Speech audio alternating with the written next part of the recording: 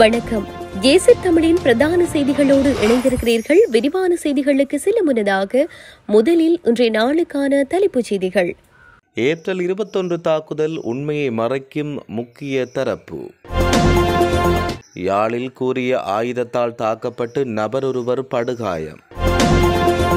நாட்டில் அதிகரிக்கும் சிக்கன் குனியா விடுக்கப்பட்டுள்ள எச்சரிக்கை.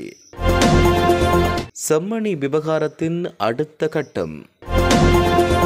தமிழ் இனப்படுகொலைக்கு நீதி வேண்டும். கனடாவில் இருந்து வந்த அழைப்பு.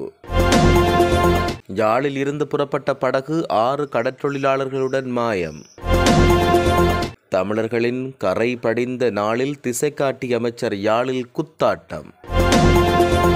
2009க்கு பின்னர் சிறையில் அடித்தே கொல்லப்பட்ட தமிழ் அரசியல் கைதிகள் வெளிப்படுத்துகிறார் நபர். தொடர்பென விரிவான செய்திகள்.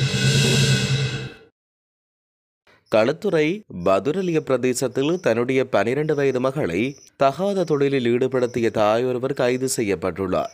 கைது செய்யப்பட்ட பெண் பதுரலிய மொல்காவா பகுதியில் உள்ள ஒரு கிராமத்தில் வசிப்பவர் என தெரிய வந்துள்ளது. கடந்த 14ஆம் தேதி சிறுவர் மற்றும் பெண்கள் விவகார பணியகத்துக்கு பாதிக்கப்பட்ட சிறுமியிடமிருந்து கிடைக்கப்பெற்ற வீடியோ ஆதாரங்களின் அடிப்படையில் தாய் கைது செய்யப்பட்டார். தாயிடமிருந்து மீட்கப்பட்ட சிறுமி தற்போது கடவத்தை குழந்தைகள் காப்பகத்தில் தங்க வைக்கப்பட்டுள்ளார். தனது தாய்க்கு தெரிந்தே தன்னுடன் பலரும் தகாத உறவு கொண்டதாகவும் அவர்கள் கொடுத்த பணத்தை தான் தாய்க்கு கொடுத்ததாகவும் சிறுமி கூறியுள்ளார். இதேவேளை தாயார் கைது செய்யப்படலாம் என்கின்ற அச்சத்தில் போலீசாரிடம் இது பற்றி முன்னதாக தெரிவிக்கவில்லை என சிறுமி குறிப்பிட்டார். பதுரலிய போலீசார் சம்பவம் தொடர்பில் மேலதிக விசாரணைகளை மேற்கொண்டு வருவதாக தெரிவிக்கப்பட்டுள்ளது.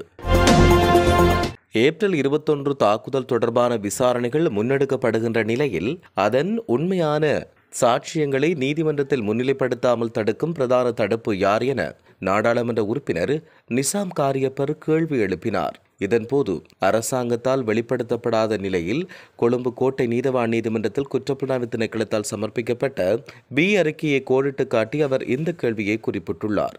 அத்துடன் அவர்களுக்கு எதிராக வெளிநாட்டு பயணத்தடையும் குற்றப்புலனாய்வு திணைக்களம் நீதிமன்றத்தின் ஊடாக பெற்றுக் கொண்டது. எவ்வாறாயினும் இந்த விடயம் தொடர்பில் அவர்கள் இருவரிடம் வாக்குமூலம் பெறுவதற்கோ அல்லது கைது செய்வதற்கோ இதுவரை குற்றப்புலனாய்வு திணைக்களம் நடவடிக்கை எடுக்கவில்லை என நாடாளுமன்ற உறுப்பினர் நிஷாம் காரியப்பர் தெரிவித்தார். யாழில் கூறிய ஆயுதத்தால் தாக்கப்பட்ட நபரொருவர் படுகாயமடைந்துள்ளார். குறித்த சம்பவமானது நேற்று கோப்பாய் காவல் பிரிவுக்குட்பட்ட நந்தாவில் அம்மன் ஆலயத்துக்கு அருகாமையில் இடம்பெற்றுள்ளது. சம்பவம் தொடர்பில் மேலும் தெரிய வருகையில் மதுபோதையில் இருந்த இருவருக்கிடையே வாய்த்திருக்கம் ஏற்பட்டு அது கைகலப்பாக மாறியுள்ளது. இந்த நிலையில் கூறிய ஆயுதத்தால் குறித்த நபர் மீது தாக்குதல் நடாத்திவிட்டு சந்தேக நபர் தப்பிச் சென்றுள்ளார். இதனையடுத்து சம்பவம் தொடர்பில் காவல்துறை விசேட அதிரடிப்படைக்கு தகவல் வழங்கப்பட்டுள்ளது.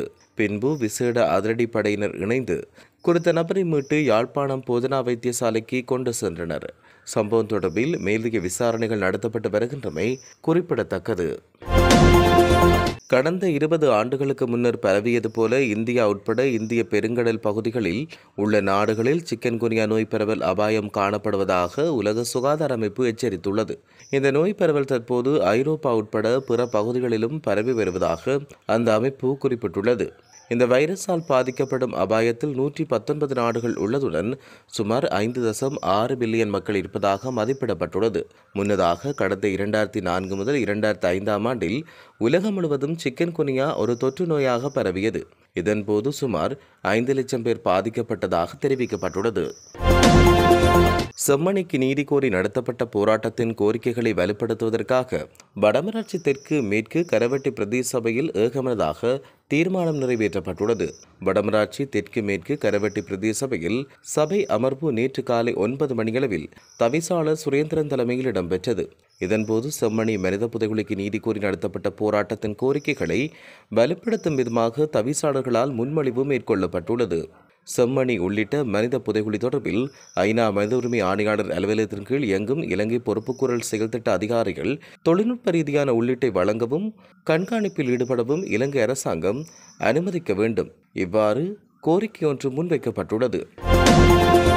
தமிழின படுகொலையை ஒருபொழுதும் மறக்கக்கூடாது என கனடாவின் கன்சர்வேட்டிவ் கட்சியின் தலைவர் பியர் பொய்லீவ்ரே தெரிவித்தார். கருப்பு ஜூலையின் 42ஆம் ஆண்டு நிறைவை முன்னிட்டு அவர் வெளியிட்டுள்ள அறிக்கையில் அவர் இவ்வாறு குறிப்பிட்டார். இது தொடர்பில் அவர் தெரிவிக்கையில், இலங்கையின் செம்மணியில் கண்டுபிடிக்கப்பட்ட மனித புதைகுழிகள், குழந்தைகள் உட்பட பல தமிழ் மக்களின் எச்சங்கள் சமீபத்தில் கண்டுபிடிக்கப்பட்டன. இலங்கையினுடைய உள்நாட்டுப் போரின் போது செய்யப்பட்ட அட்டூழியங்களின் ஒரு சிலிர்க்க வைக்கும் நினைவூட்டலாக இவை காணப்படுகின்றன. தமிழின படுகொலையை ஒருபொழுதும் மறக்கக்கூடாது என்பதோடு தமிழ் கனடியர்களுடன் ஒற்றுமையை வலியுறுத்தி நீதிக்காய் குரல் கொடுப்போம். என்னுடைய தலைமையிலுள்ள கன்சர்வேட்டிவ் கட்சி எப்போதும் தமிழின படுகொலையை அங்கீகரிக்கும் என அவர் இதன்போது தெரிவித்தார். யாழ் மயிலிட்டியிலிருந்து 6 கடற்தொழிலாளர்களோடு சென்ற படகு இதுவரை திரும்பவில்லை என தெரிவிக்கப்படுகிறது. யாழ் மயிலிட்டியிலிருந்து ஆழ்கடல் மீன்பிடிக்காக 4 நாட்களுக்கு முன்னர் 6 பேருடன் படகொன்று கடலுக்கு சென்றுள்ளது. குறித்த பயணம் கடந்த ஞாயிற்றுக்கிழமை மயிலிட்டி துறைமுகத்திலிருந்து ஆரம்பிக்கப்பட்டது. பருத்தித்துறையைச் சேர்ந்த நீண்ட நாள் படகில் 6 கடற்தொழிலாளர்கள் பயணித்துள்ளனர். இவ்வாறு கடற்தொழிலாளர்களுடன் பயணித்த படகு இன்று அதிகாலை வரை கரை திரும்பாததோடு தொடர்பும் கிடைக்கவில்லை என்றும் தெரிவிக்கப்பட்டுள்ளது. தமிழர்களின் கரைபிடிந்த நாளான ஜூலை 23 தென்னிலங்கையில் இருந்து தொடர்ந்து மூலம் சகோதரத்துவம் என்று கூறி வந்த அமைச்சர் யாழில் குத்தாட்டம் ஆடியுள்ளார். இது தொடர்பான காணொலியையும் அவர் தன்னுடைய முகநூலில் பதிவேற்றினார். குறித்த சம்பவம் தொடர்பில் தெரிய வருகையில், நேற்றைய தினம் ஜூலை 23 சகோதரத்துவ நாளாக தேசிய மக்கள் சக்தியின் இளைஞர் விவகார பிரதி அமைச்சர் இரங்க குணசேகர தலைமையில் கொழும்பிலிருந்து புகையிரதம் மூலம் பெரும்பான்மையின மக்கள் யாழ்ப்பாணம் அழைத்து வரப்பட்டனர். ஒற்றுமையாக வாழ்வோம், சகோதரராய் வாழ்வோம் என்று கூறி தொடர்ந்து மூலம் அழைத்து வரப்பட்ட நபர்களுடன் யாழ் நகர பகுதியொன்றில் அமைச்சர் குத்தாடம் போடுவது தமிழ் மக்களின் உணர்வுகளை புண்படுத்துவதாக அமையும் என மக்கள் விசனம் வெளியிட்டுள்ளனர். ஜூலை 23 தமிழர்கள் வாழ்வில் அழிக்க முடியாத கரை படிந்த நாளாக பார்க்கப்படுகின்ற நிலையில், சகோதரத்துவம் என்று கூறி மக்களின் உணர்வுகளை புரிந்து கொள்ளாமல் குத்தாட்டம் போடுவது ஏற்புடையது அல்ல என பல்வேறு தரப்பினரும் தங்களுடைய கருத்துக்களை தெரிவித்து வருகின்றனர். ஒரு நாட்டில் போர் நிறைவுக்கு வந்தால் அரசியல் கைதிகளாக உள்ளவர்கள் விடுதலை செய்யப்படுவதும் பரஸ்பரம் பரிமாறிக்கொள்ளப்படுவதும் உலக நியதியாகும். ஆனால் இலங்கையில் அவ்வாறான செயற்பாடு இன்னும் முழுமையாக நடைபெறவில்லை. இன்றைக்கு 30 ஆண்டுகளாக அரசியல் கைதிகள் சிறையில் இருக்கிறார்கள். 2009க்கு பின்னர் 11 தமிழ் அரசியல் கைதிகள் சிறையில் படுகொலை செய்யப்பட்டனர். அந்த கொலைகளின் வடிவங்கள் வெவ்வேறானவையாக இருக்கிறது. சிறை கலவரங்களில் இவர்கள் அடித்துக் கொல்லப்பட்டுள்ளனர். இவ்வாறு குரலற்றவர்களின் குரல் அமைப்பின் தலைவர் முருகையா கோமகன் தெரிவித்தார். யாழ்ப்பாணம் செம்மணி பகுதியில் உள்ள 2 மனித புதைகுழிகளில் இருந்து நேற்றைய தினம் புதன்கிழமை 5 எலும்புக்கூட்டு தொகுதிகள் மீட்கப்பட்டன. அத்துடன் காப்பு போன்ற வளையம் ஒன்றும் கண்டுபிடிக்கப்பட்டது. கடந்த 3 நாட்களில் 20 மனித எலும்புக்கூட்டு தொகுதிகள் அடையாளம் காணப்பட்டுள்ள நிலையில் 2 எலும்புக்கூட்டு தொகுதிகள் முற்றிலும் அகழ்ந்தெடுக்கப்பட்டுள்ளன. தடயவியல் அகழ்வாய்வு தளம் இலக்கம் 1 மற்றும் தடயவியல் அகழ்வாய்வு தளம் இலக்கம் 2 என நீதிமன்றத்தினால் அடையாளப்படுத்தப்பட்ட மனித புதைகுழிகளில் அகழ்வு பணிகள் முன்னெடுக்கப்பட்டு வருகின்றன. 2ஆம் கட்ட பணிகளுக்காக 45 நாட்கள் நீதிமன்றத்தால் அனுமதிக்கப்பட்டுள்ள நிலையில் தற்பொழுது 2ஆம் பகுதி அகழ்வு பணிகள் நேற்று 18வது நாளாக முன்னெடுக்கப்பட்டது. அதன்பொழுது 2 மனித புதைகுழியில் இருந்து புதன்கிழமை 8 எலும்புக்கூட்டு தொகுதிகள் அடையாளம் காணப்பட்டன. இவ்வாறான பின்னணியில் செம்மணி மனித புதைகுழியில் அகழ்வு பணிகள் இதுவரை கட்டம் கட்டமாக 27 நாட்கள் முன்னெடுக்கப்பட்டுள்ளன. இதன்படி நேற்றைய தினத்துடன் 67 எலும்புக்கூட்டு தொகுதிகள் முற்றிலும் அகழ்ந்தெடுக்கப்பட்டுள்ள நிலையில் கடந்த 3 தினங்களிலும் 20 எலும்புக்கூட்டு தொகுதிகள் அடையாளம் காணப்பட்டுள்ளன.